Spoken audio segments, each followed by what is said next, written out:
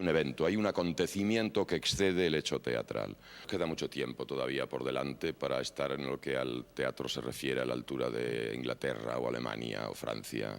Hay un teatro alternativo que está madurando, que está creciendo, que está saliendo a flote y que yo creo que en parte responde a esa renovación. Y eso tiene que ver mucho con las nuevas generaciones, etcétera, etcétera. Lo que no quiere decir que el teatro se esté muriendo. Quiero decir, el teatro, digamos, más ortodoxo sigue ahí, se está renovando.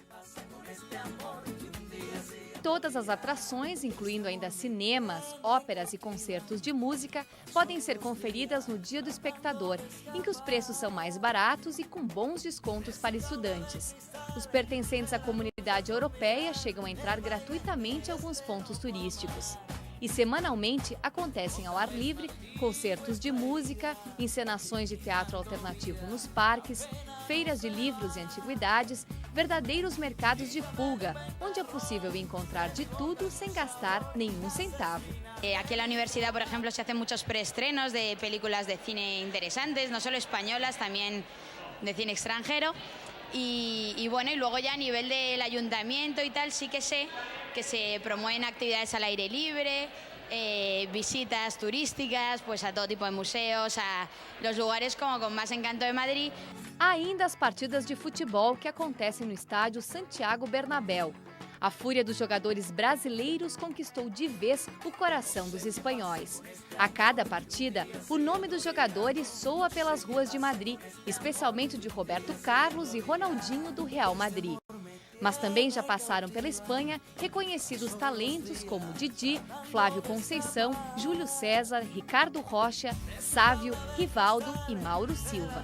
Se vende mucho la imagen del fútbol y del carnaval brasileño, de la fiesta, del baile, y se vende como un país muy caliente, muy alegre y con muchas ganas de disfrutar. Mas a efervescência cultural de Madrid é mesmo observada na rua. São artistas de todos os tipos, mímicos, imitadores, cantores, pintores, vendedores ambulantes. Uma mistura de raças, clérus e artes. 30% da população que vive na capital é estrangeira. As pessoas que não são de outro país são de outra cidade.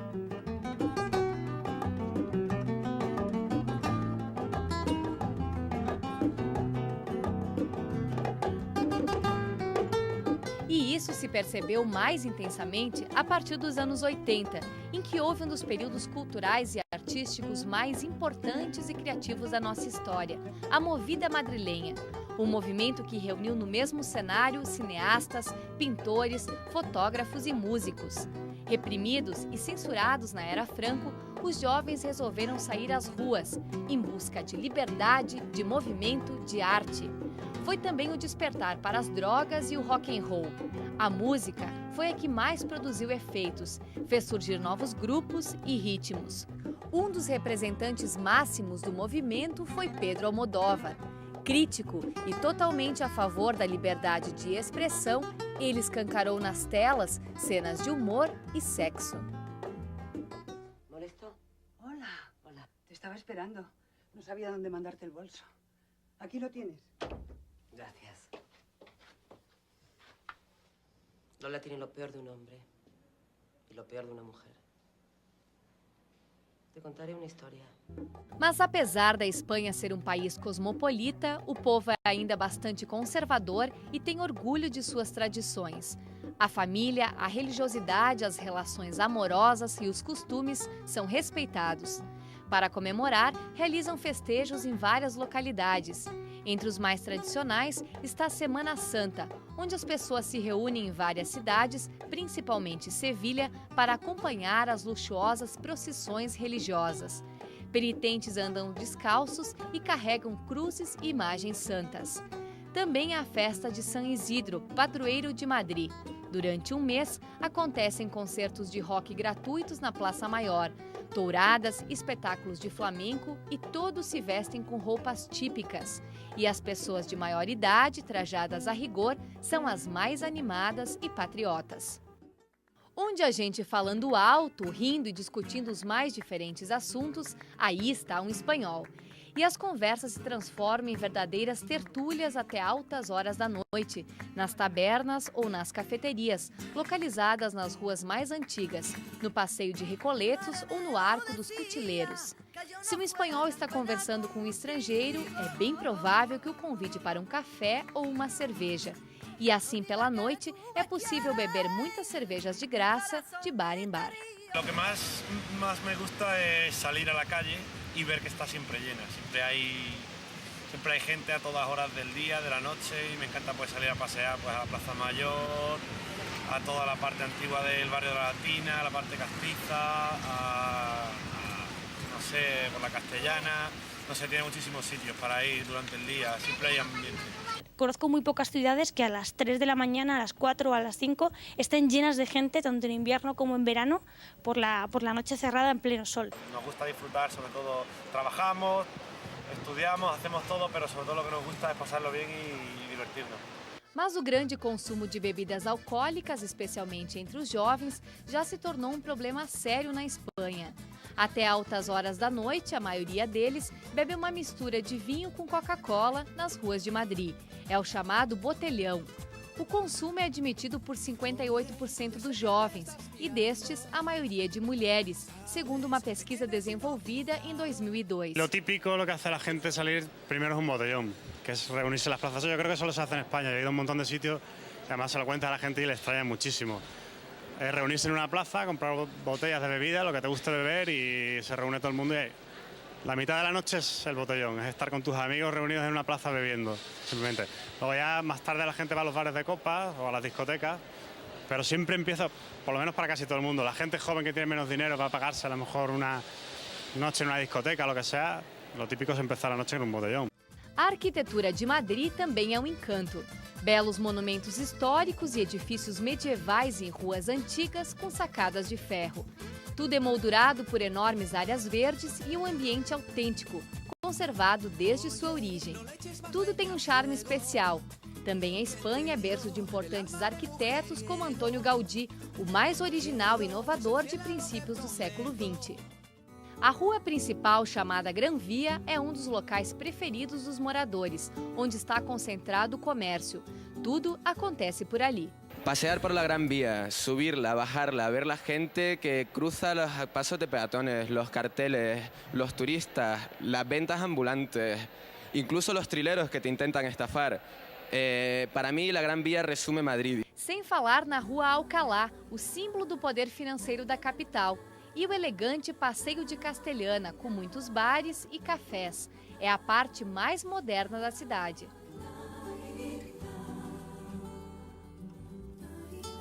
Se o objetivo é conhecer gente, a Plaça Maior é o lugar certo. Símbolo da primeira dinastia espanhola, Habsburgo, já foi residência dos mais importantes membros da corte. Hoje reúne cafés, lojas típicas e muita gente, que aproveita para ler, conversar, conhecer novos artistas, assistir concertos de música ou apenas observar o movimento. Mas o termômetro para conhecer o dia a dia dos espanhóis é a Puerta del Sol. Por ali, todos circulam no mínimo uma vez ao dia. Coração de Madrid é rodeada por edifícios do século XVIII. Ao centro, o Urso Madronho, símbolo da capital, o ponto onde todos se encontram para decidir o roteiro da noite. Diz a lenda que quem põe a mão no pé do urso certamente voltará a Madrid.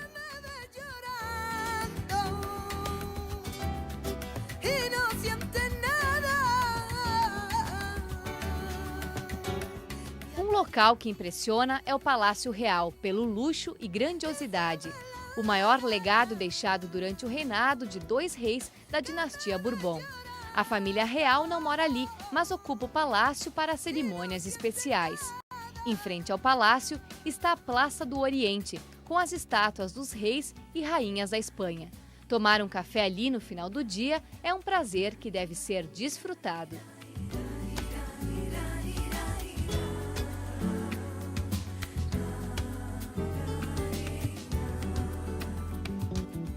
Do outro lado está o Teatro Real, que abriga os grandes espetáculos madrilenhos. Existe ainda a Praça de Espanha, com a estátua de um dos símbolos da literatura espanhola, Dom Quixote e Sancho Panza, a obra máxima de Miguel de Cervantes. No domingo, a diversão é passar a tarde no Parque do Retiro e encontrar artigos e artistas alternativos. Também os monumentos antigos e a fonte não podem deixar de ser visitados. O Parque del Oeste é o local escolhido pelos estudantes para estudar ao ar livre. No verão, mesas de bares tomam conta do passeio de Pintor Rosales. Como Madrid es una ciudad sin mar, a la gente le suele gustar mucho ir a los parques, quitarse la camiseta y tirarse a tomar el sol. Mis parques preferidos de Madrid son algunos parques un poco extraños. Por ejemplo, el Templo de Devot, que es un sitio muy curioso en el que hay un templo que fue regalado por el gobierno egipcio al gobierno español a principios de siglo y desde el que se puede ver una vista panorámica de todo el sur de la ciudad. Quem gosta mesmo de comprar pode aproveitar o Rastro, uma feira onde é possível encontrar de tudo: sapatos, roupas, CDs, quadros, antiguidades.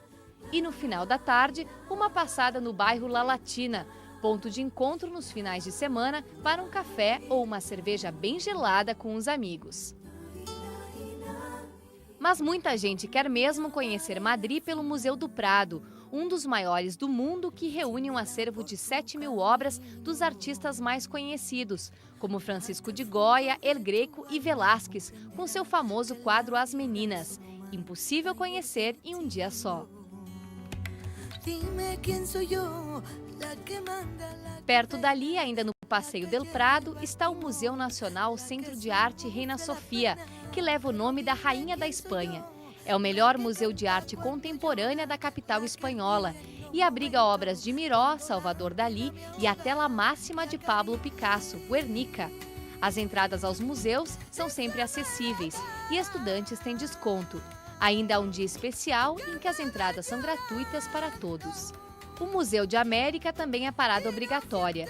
A coleção de artefatos colhidos em diversas colônias da Espanha fornece um excelente retrato da América Hispânica.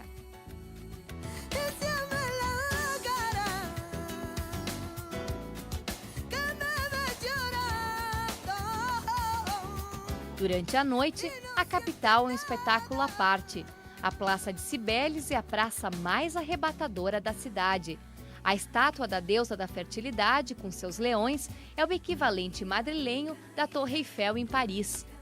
Ainda, a Porta de Alcalá, tombada como patrimônio nacional, foi uma das entradas da cidade.